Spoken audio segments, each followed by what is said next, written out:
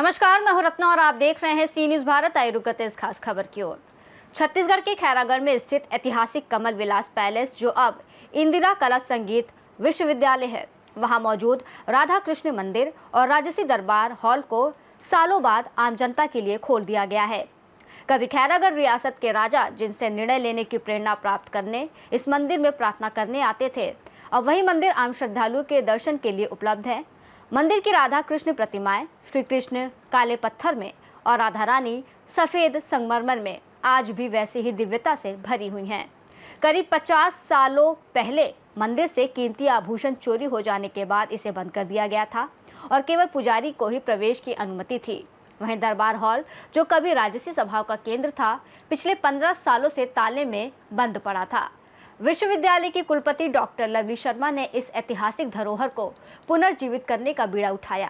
उन्होंने मंदिर का निरीक्षण कर सफाई करवाई।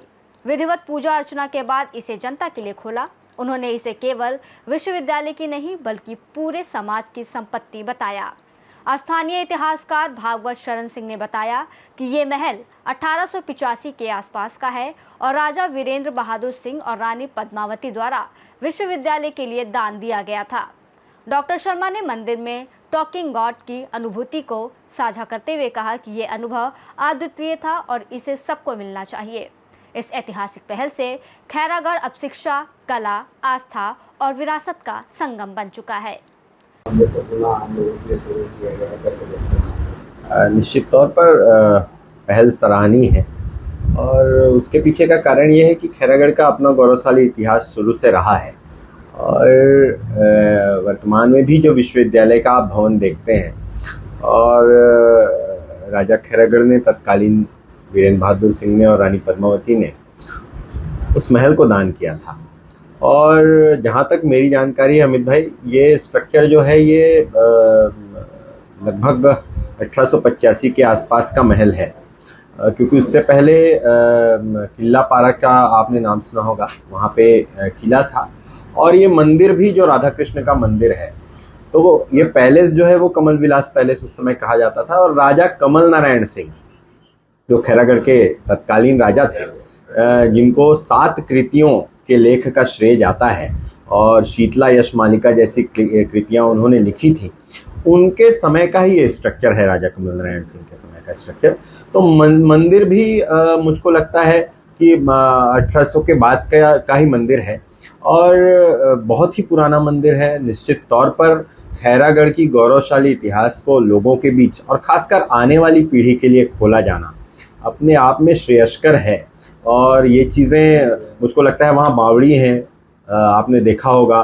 दरबार हॉल को भी खोलने की पहल की गई है। दरबार हॉल में जितने भी तत्कालीन अवधि के शासक थे उनकी तस्वीरें हैं। म्यूज़ियम में भी बहुत सारी ऐसी चीज़ें हैं, क्योंकि इनका ये पूरा जो खैरागढ़ का इतिहास है वो झारखंड के पालकोट से जुड़ा हुआ है। पालकोट नागवंशी रियासत था, वहाँ के राजा जो थे लक्ष्मीनिधि कर्ण राय, जिनके दरबार में पहला श्रेय जाता है कि छत्तीसगढ़ शब्द का उपयोग उनके दरबार में हुआ था। उनकी पहली राजधानी खोलवा रही, खोलवा के बाद बोदागढ़, बोदागढ़ के बाद पिपरिया, पिपरिया के बाद किला पारा और उसके बाद ये महल जिसको आप वर्तमान में, मुझको लगता है इस तरह से महल दान करने वाला ऐसा कोई इतिहास में दर्ज नहीं है। तो विश्वविद्यालय की ये पहल अपने आप में सार्थक है और इसका निश्चित तौर पर इसको खुले दिल से खैरागढ़ के लोग स्वीकार करेंगे, ऐसा मुझको लगता है।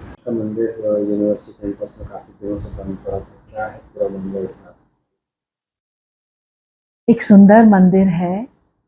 राधा और कृष्ण जी के बहुत ही सुंदर और प्राचीन प्रतिमाएं इस मंदिर में स्थापित हैं और मैं समझती हूँ कि 100 साल से क्या 1.5 साल पुराना मंदिर होगा।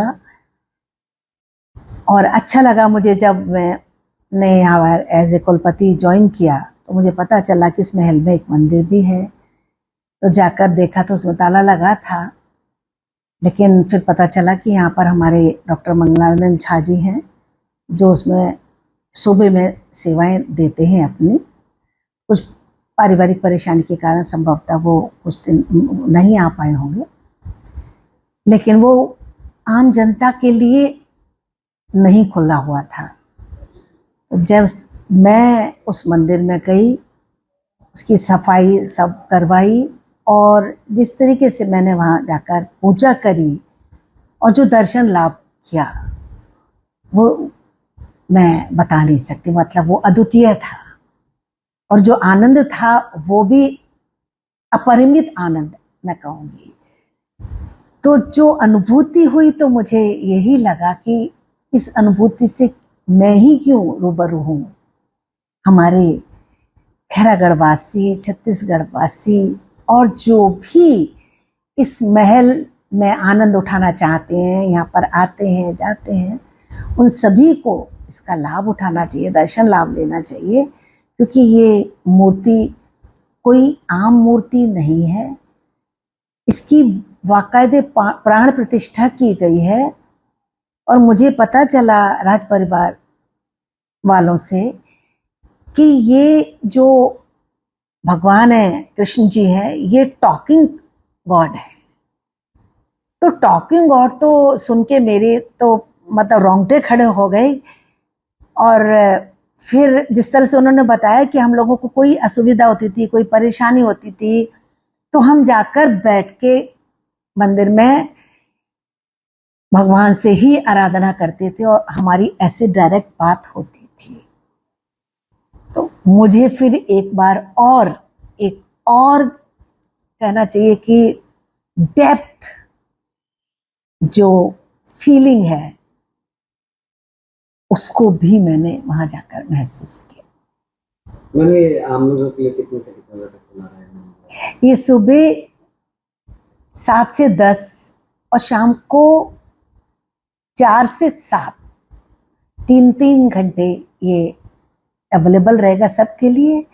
और इसी के साथ दरबार हॉल है हमारा, वो भी बहुत दर्शनीय स्थल है और बहुत ही सुंदर, उसमें पेंटिंग्स हैं प्राचीन काल की, और जो नक्काशी है उसकी फ्लोरिंग है जो सभी दर्शनीय है। तो वो भी मैंने आदेश दिया है कि सुबह के 7 बजे से शाम के 7 बजे तक वो सबके लिए उपलब्ध होगा। और उसको मैं एक गैलरी के रूप में बहुत जल्दी आप सबके सामने लाऊंगी कि विजुअल गैलरी होगी जिसमें कि पूरा यहाँ का अपने महल का, राजाओं का और इस विश्वविद्यालय की यादें, इनको आप विजुअली देख पाएंगे और आनंद। खैरागढ़ से सी न्यूज़ संवाददाता हेमंत पाल की रिपोर्ट। जब कोई नेतृत्व इतिहास को धरोहर मानकर उसका सम्मान करता है तो सिर्फ भवनों के द्वार ही नहीं, भावनाओं के कपाट भी खुलते हैं। खैरागढ़ का ये पुनर्जागरण न केवल श्रद्धालुओं को दर्शन की अनुभूति देगा, बल्कि आने वाली पीढ़ियों को गौरवशाली इतिहास से जोड़ने के लिए भी सेतु बनेगा। फिलहाल इस खास रिपोर्ट में बस इतना ही। देश और दुनिया की तमाम बड़ी खबरों के लिए देखते रहिए सी न्यूज़ भारत।